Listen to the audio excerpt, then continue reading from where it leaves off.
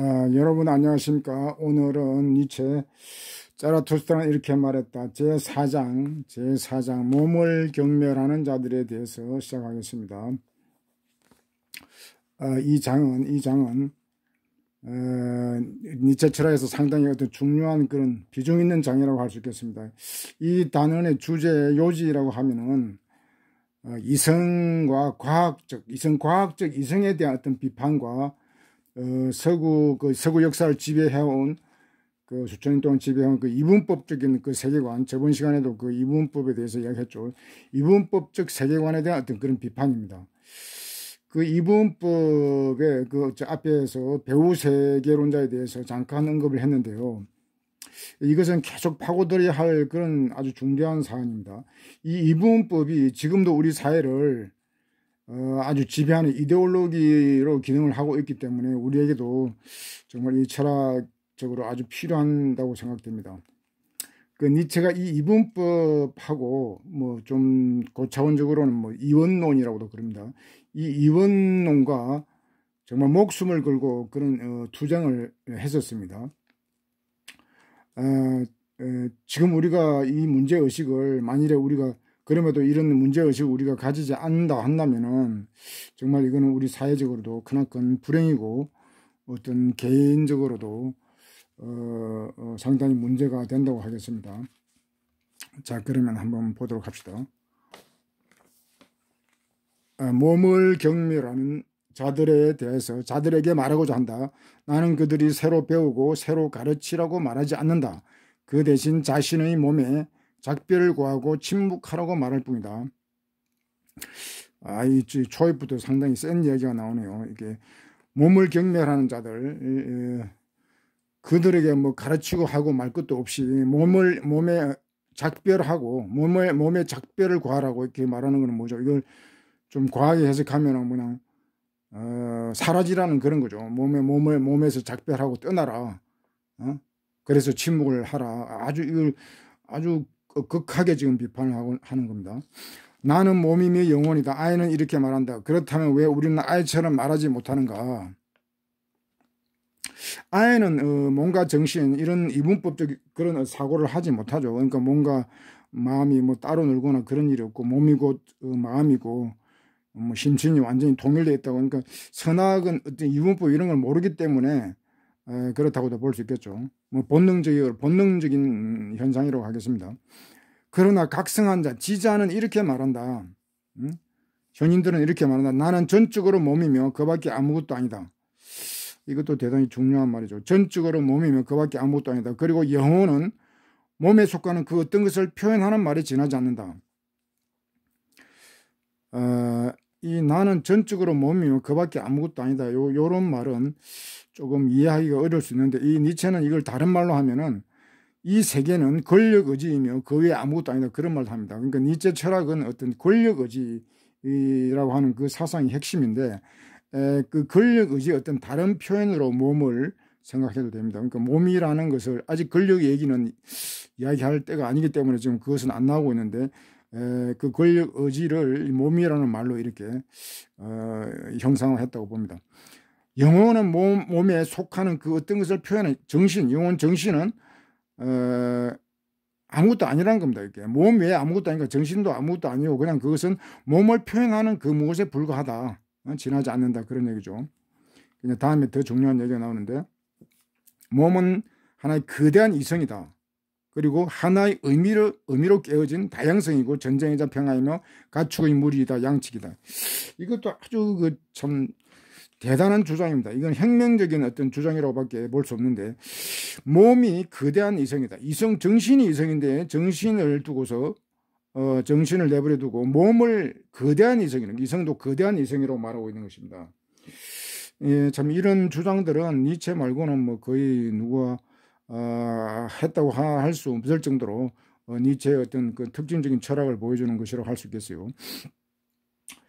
본래 이 정신을 가지고 이성이라고 했는데 니체는 몸이 이성이다 이렇게 이야기합니다.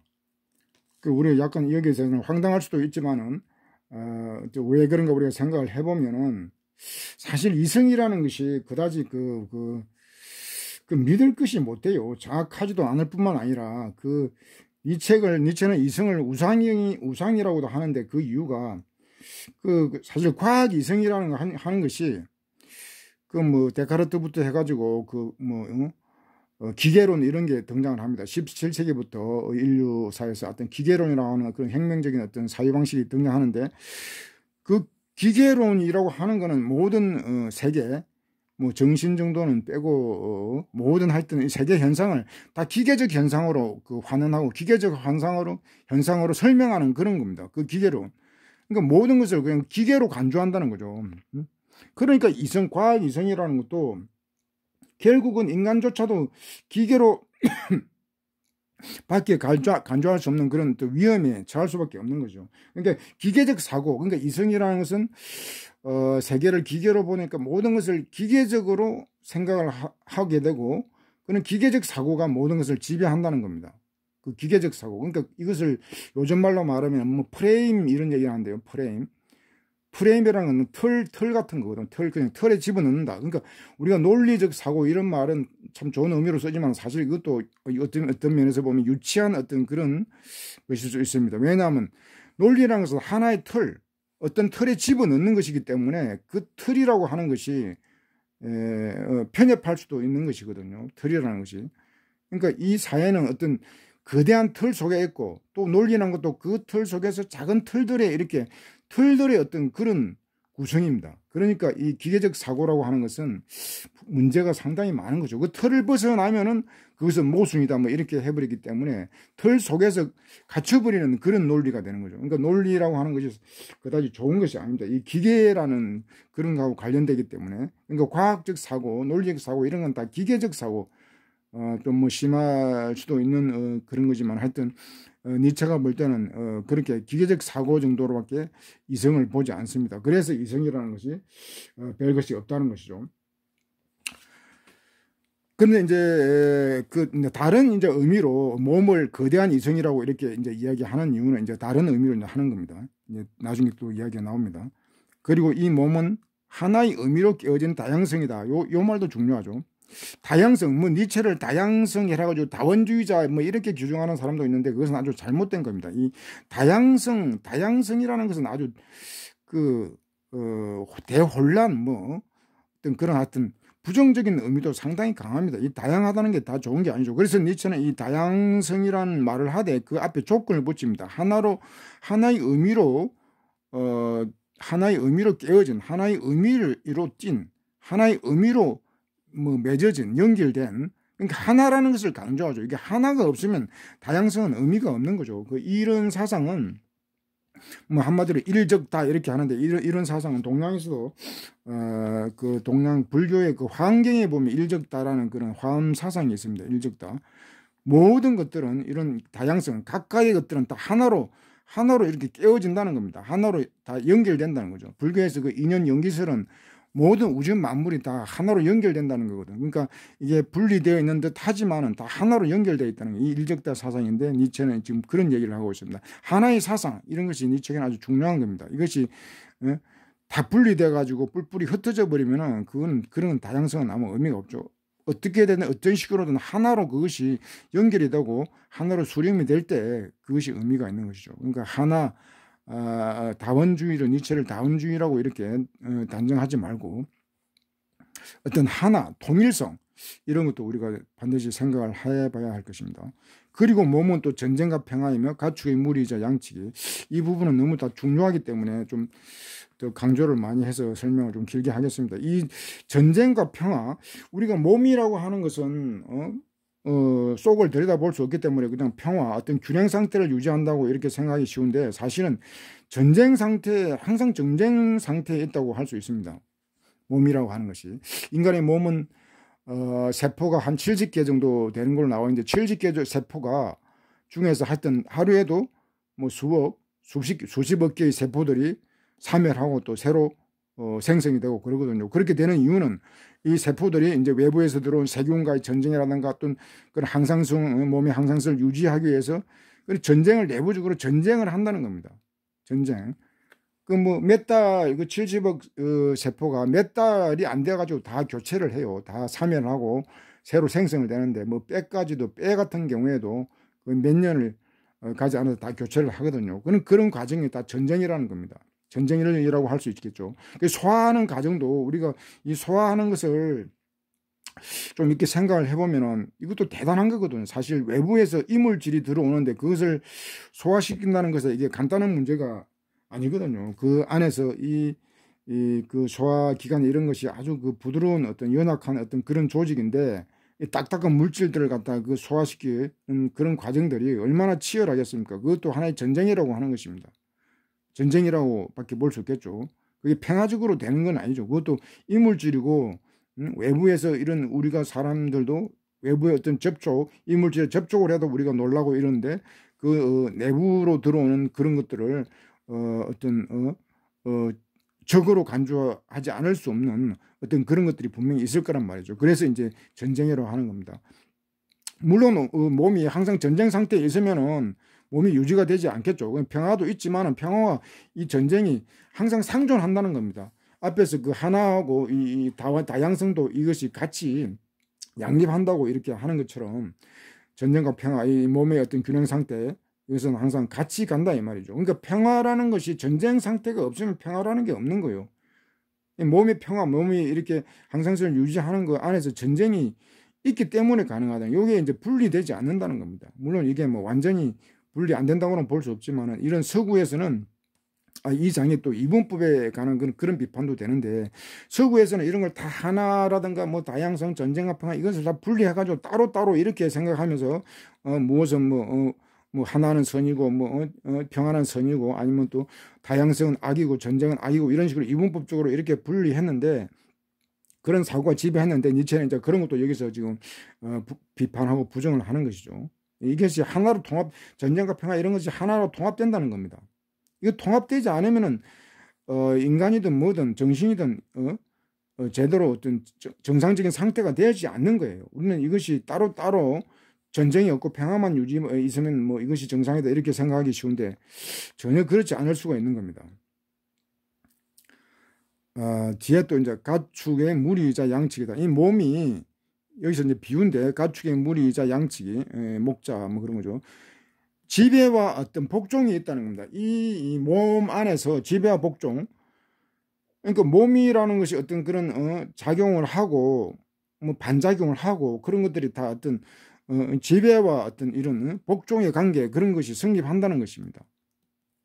이것을 이제 사회로 적용해 보면은 우리는 민주주의 사회를 뭐 지배도 없고 복종도 없다 이런 말로도 표현할 수 있겠지만 또 다른 말로 만인이 지배하고 만인이 복종하는 그런 거거든요. 근데 뭐 자기 복종, 자기 지배 이제 이런 말을 할 수 있거든요. 마찬가지로 이 몸도 이제 민주주의 어떤 그런 어떤 원칙이 통한다는 것이죠.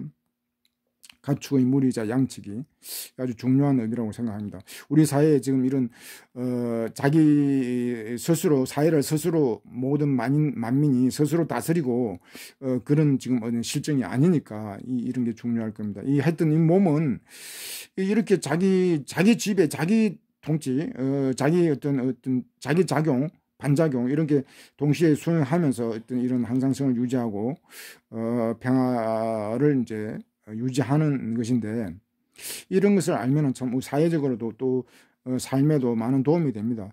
그 유명한 도울 김용옥 선생은 철학자인데도 불구하고 이제 한 40, 50대, 50대는 안 되고 하여튼 중년의 나이에 그 의과대학을 간 적이 있어요. 의과대학을 가가지고 6년 동안 그것을 완전히 그 학습을 다 끝낸 거로 마무리한 걸로 그렇게 아는데 처음에는 그분이 왜 의과대학을 갔는가 했는데 정말 자기 철학을 완성하기 위해서는 인간의 몸에 대한 탐구, 인간의 몸에 대한 정복이 정말 필수적이라는 그런 어떤 확신을 가지고 갔다고 그래요. 그게 사실 맞는 것 같습니다. 우리가 이 몸을 잘 모르는데 이제 뭐 아픈 사람들은 아프지 않는 경우에는 자기 몸을 연구할 기회가 없죠. 그러니까 아파 보면 이 몸이 얼마나 위대한가, 이 우주, 그래서 우주에 이렇게 비교하는 경우도 있습니다. 이 몸을 거대한 뭐 우주의 축소판이 아니라 우주의 그 자체다, 뭐 그런 말도 하죠. 또 유명한 뭐 디펙 초프라라는 그런 인도 출신의 그런 의사가 있는데 그 사람이 완전한 삶이란 책이 있어요. 그 책에 보면은 세포 하나하나, 이런 세포 몸이 아니라 세포, 눈에 보이지도 않는 그 세포 하나하나가 뭐 우주적 어떤 그런 기능을 가지고 있다. 아주 위대한 어떤 그런 기능들을 수행한다는 거.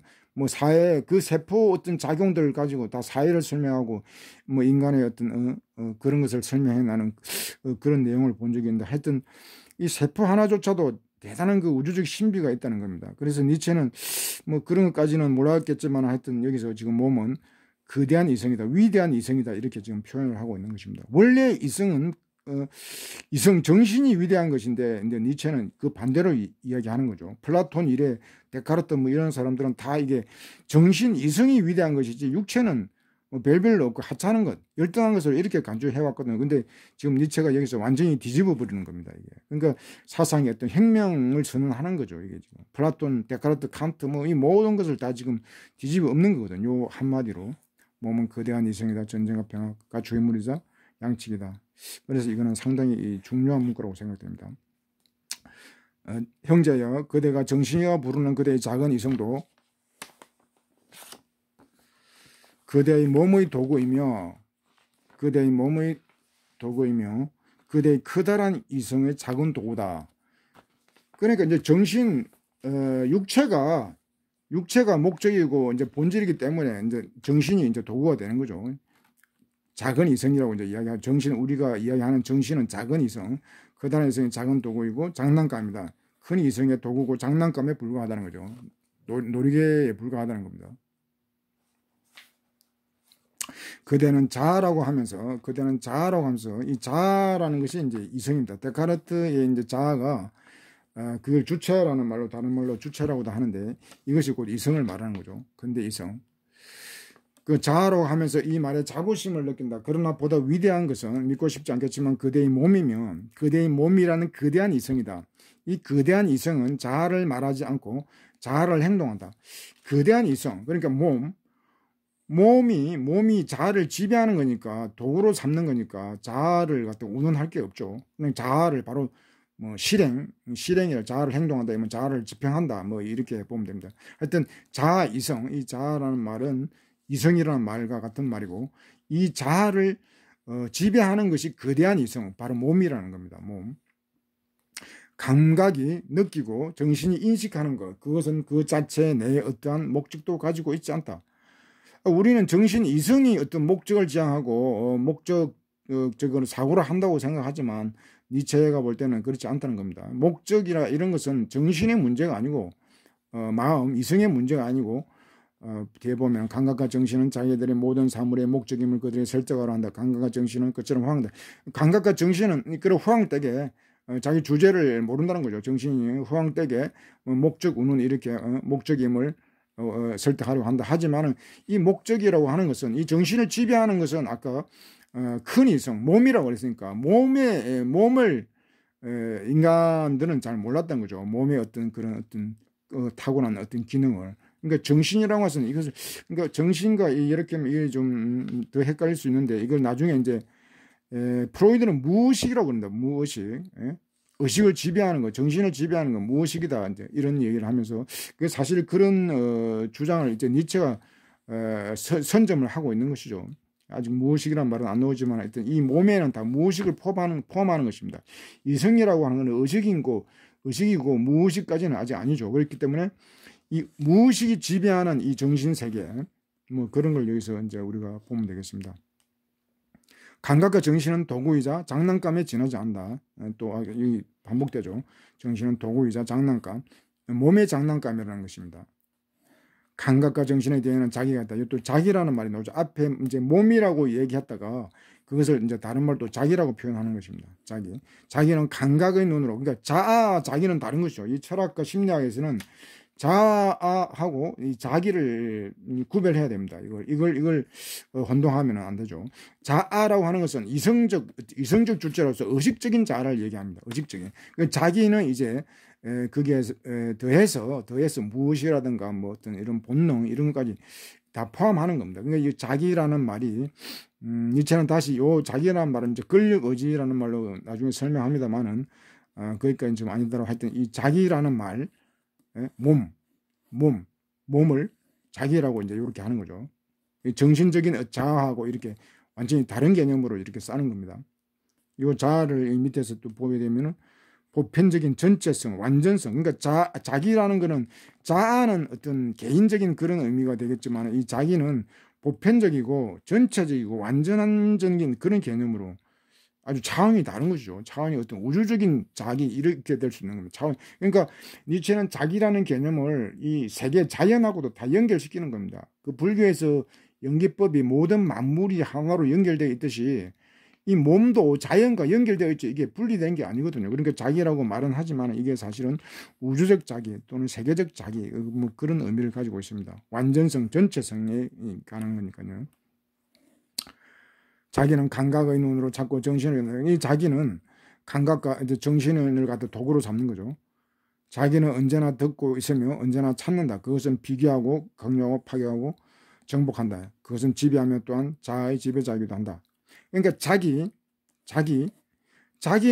원래 비교하고 뭐 강요하고 정복하고 파괴하고 이런 것은 이성이 하는 걸로, 정신이 하는 걸로 우리가 알고 있었지만은 비교하고 판단하고 정복하고 이런 것 다 계획하고 하는 것은 이성의 어떤 역할, 이성의 기능이라고 했지만은 니체는 그거를 그렇게 보지 않고 그게 아니라 자기, 무의식 또는 권력, 의지 이런 것이 그런 기능을 한다는 겁니다. 실제적으로 정복하고 비교하고 판단하고 이런 것은 이성이 아니라 자기라는 것이죠. 자기. 그것은 지배자다. 자기가 지배자고 자아의 지배자. 자아, 이성을 지배한다 이 말이죠. 자기가 이성과 이런 것을 자아를 지배한다는 겁니다. 주인이라는 거죠. 그러니까 자아, 이성이라는 것은 뭐 노예 정도, 주종관계, 노예 정도로 보면 되겠죠. 그대의 사상과 감정의 경우에는 형제와 강력한 명령자, 알려지지 않는 현자, 이 알려지지 않는 현자, 이 말도 좀 새겨놔야 되겠습니다. 그 이름이 자기다. 그것은 그대의 몸속에 살고 있고 그것은 바로 그대의 몸이다. 사상과 감정의 경우에는 그게 이제 자기라고 했지만 여기 이제 알려지지 않다, 보이지 않는 현자라고 했으니까 요게 이제 권력 의지가 되는 것이죠. 이걸 아직 권력 의지라는 말이 어려우니까 니체가 아직 이야기는 하지 않고 있지만은 이 알려지지 않는 요 말을 통해서 우리는 그 암시를 받을 수가 있습니다. 그대의 몸속에 살고 있고 몸속에 그것은 바로 그대의 몸이다. 자기가 몸속에 살고 있다 이런 말이 안 되죠. 그러니까 이 자기라는 것을 이제 권력 의지로 봐야 된다. 그 이름이 권력 의지인데 그것이 몸속에 살고 있다. 바로 그대의 몸이다. 권력 의지라고 하는 것이 니체는 이것으로 세계를 다 설명합니다. 그러니까 이 권력 의지는 몸 자체가 권력 의지고 또 권력 의지는 또 몸 속에도 있는 거고 요 몸은 또 우주와 연결되니까 우주 속에도 권력 의지가 있고 그런 거거든요. 그대의 몸에는 그대의 최고의 지혜 속에 있는 것보다 더 많은 이성이 들어있다. 그리고 그대의 몸이 그러니까 이 몸이라고 하는 것이 최고의 지혜, 이성이 가지고 있는 그런 어떤 지혜보다도 더 많은 이성을 가지고 정신이 가지고 있는 그런 최고의 지혜보다도 더 많은 정신을 가지고 있다는 겁니다. 몸이. 좀 이런 특별한 거죠, 이게.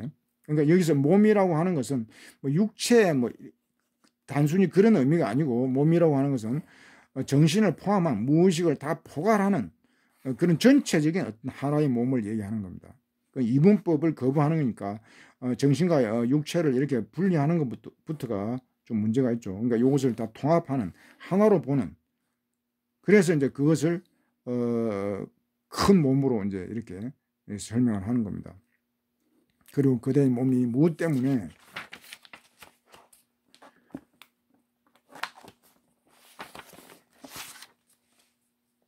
때문에 그대의 최고의 지혜를 필요로 하는가를 누가 알 것인가? 최고의 지혜를 필요로 하는가? 우리는 최고의 지혜를 갖다가 이성을 위해서 뭐 이렇게 필요하다고 생각할지 모르지만 그게 아니라고 해요. 누가 알 것인가 이제 뒤에 나옵니다. 그대의 자기는 그대의 자아와 그 자아의 자랑스러운 도약을 비운다.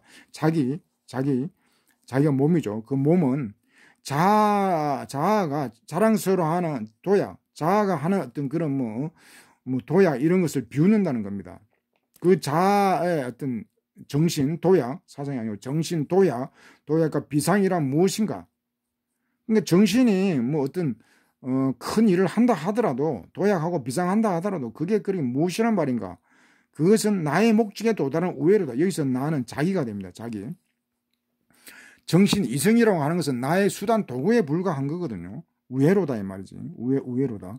나는 자아를 이끄는 끈이며 그러니까 나는 자기는 몸은 자아를 이끄는 끈이며 자아가 갖고 있는 개념들을 기속말로 알려주는 자다. 그러니까 자아는 곧 이성이니까 이성은 곧 개념인데 그 개념을 어떤 지배한다고도 볼 수 있겠네요. 개념들을 기속말로 개념들이 어떤 구성되려면은 그 어떤 지침이 필요하겠죠. 기속말로 해준다 이 말이죠. 자기가. 그러니까 이성이든 개념이든 이거 다 지배자가 자기라는 겁니다. 자기와 자아를 혼동하면 안 되겠죠. 스스로에게 말한다. 자기가 자아에게 말한다. 자기가 자아에게 말한다. 여기서 고통을 느껴라. 그러면 자아는 고뇌하면서 어떻게 하면 더 이상 고뇌하지 않을까? 숙고한다. 바로 그 때문에 자아는 사고해야 한다. 자기가 자아에게 말한다. 여기서 쾌락을 느껴라. 그러면 자아는 기뻐하면서 어떻게 하면 더 자주 기뻐할 수 있을지 숙고한다. 바로 그 때문에 자아는 사고해야만 한다. 이건 또 뭐죠? 뭐 고통, 쾌락 이런 거는 뭐 불행과 행복 이렇게도 바꿀 수 있습니다. 우리의 감정들이죠. 감정들. 우리는 이런 감정들, 감정 조절 뭐 이런 것을 이성적으로 한다. 이성적으로 뭐 컨트롤할 수 있다. 이렇게도 생각할 수 있겠는데 그 니체가 보는 이런 그 니체 철학에서는 이 감정, 행복, 불행조차도 이게 이성의 문제가 전혀 아니라는 겁니다. 이게 자기가 이제 명령을 하는 거죠. 자기가 다 조종을 하는 겁니다. 이게 자기라는 것이 몸이 이성 이전에 몸이 감정조차도 이렇게 통제를 하는 거죠. 고통 그러니까 우리가 고통을 느끼고 그리고 고통을 극복하고 이런 것들이 다 이성적으로 되는 게 아니고 어떤 그 배우의 조종자 자기라고 하는 이 어떤 권력의지 무의식 이런 것이 있다는 겁니다. 그러니까 우리가 아무리 불행에 벗어나려고 해도 벗어나지 못하는 이유는 그것을 이성적으로만 해결하려고 하기 때문에 또 그런 거가 있는 거고요. 행복도 마찬가지로 우리가 행복할 수 없는 이유는 행복을 이성적으로 추구하다 보면 그거는 한계가 있는 거죠. 이성적으로 행복을 보장할 수 있고 확보할 수 있는 게 아니거든요. 그 니체는 이제 그런 것도 다 이제 권력 의지로 설명을 하는데 여기서는 안 하겠습니다. 다음에 나중에 나오니까요.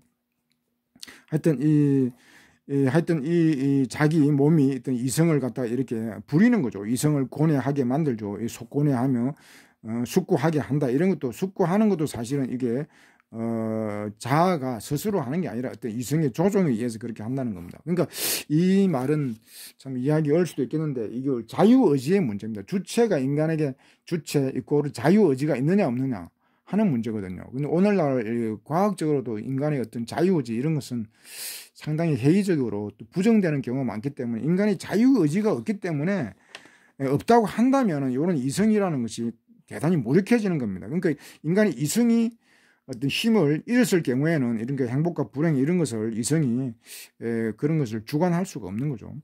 이런 거는 오늘날 과학적으로 니체의 철학은 과학적으로 상당히 타당성을 가지기 때문에 니체가 역시 새롭게 조명을 받고 주목을 받는 이유가 됩니다. 몸을 경멸하는 자들에게 한마디 하려고 한다. 경멸은 사실 종교에서 나오는 것이다. 또 이건 뭘까? 경멸한다는 것이 사실 존경에서 나온다. 이런 경우가 많죠. 우리가 사랑을 하지 못하면 사랑이 어떤 실패하거나 그러면 어떤 경멸로 이렇게 정오로 바뀌는 경우가 있죠. 하지만 무엇이 존경과 경멸, 가치와 의지를 창조하는가? 존경스러운 거, 경멸스러운 거, 이 가치라는 말이 나왔기 때문에 이것도 이제 도덕, 선과 악에 관한 얘기가 됩니다. 선과 악을 누가 창조하는가? 누가 만들어냈는가?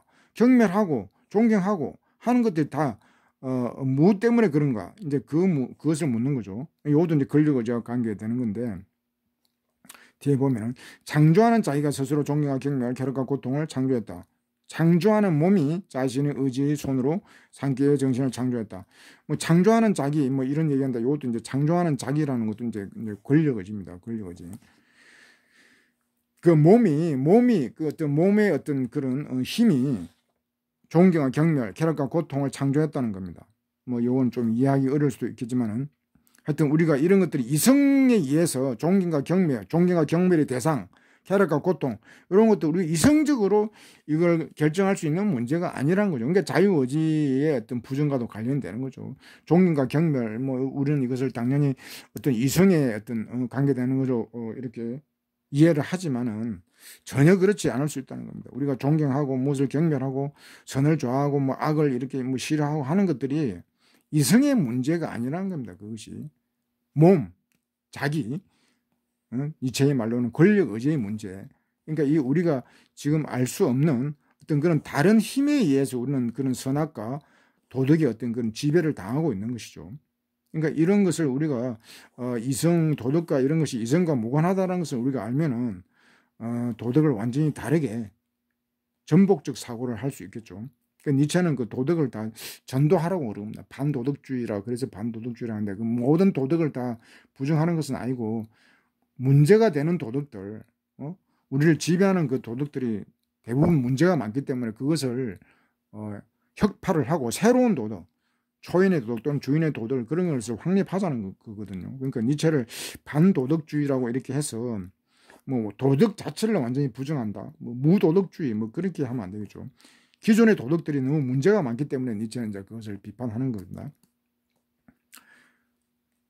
창조하는 종교인가? 이렇게 했죠. 그대들이 어리석음과 경멸에 빠져 있을 때에도 그대들 몸을 경멸하는 자들이여 그대들은 그대들이 자기에 봉사하고 있다. 내 그대들이 말하니 그대들이 자기는 스스로 죽음을 원하고 있으며 삶으로부터 등을 든 어리석음과 경멸에 빠져 있고 몸을 경멸한다. 자기를 경멸하는 자들이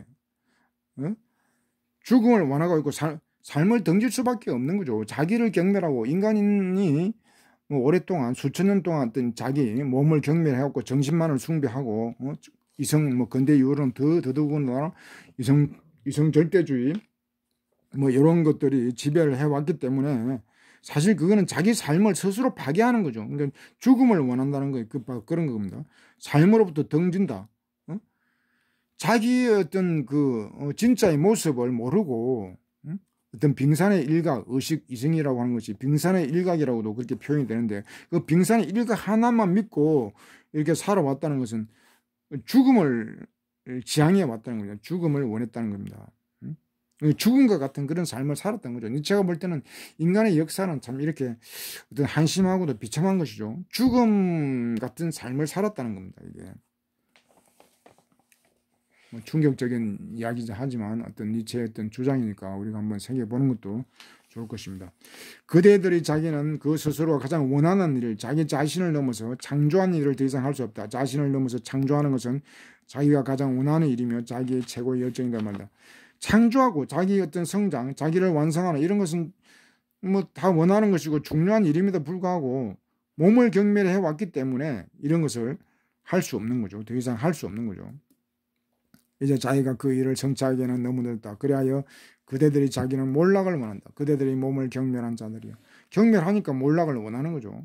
자기 몸을 경멸했으니까 몰락될 수밖에 없죠. 또 강조되네요. 자기는 몰락을 원하고 따라서 그대들은 몸을 경멸한 자들이 됐다. 몰락을 원했다.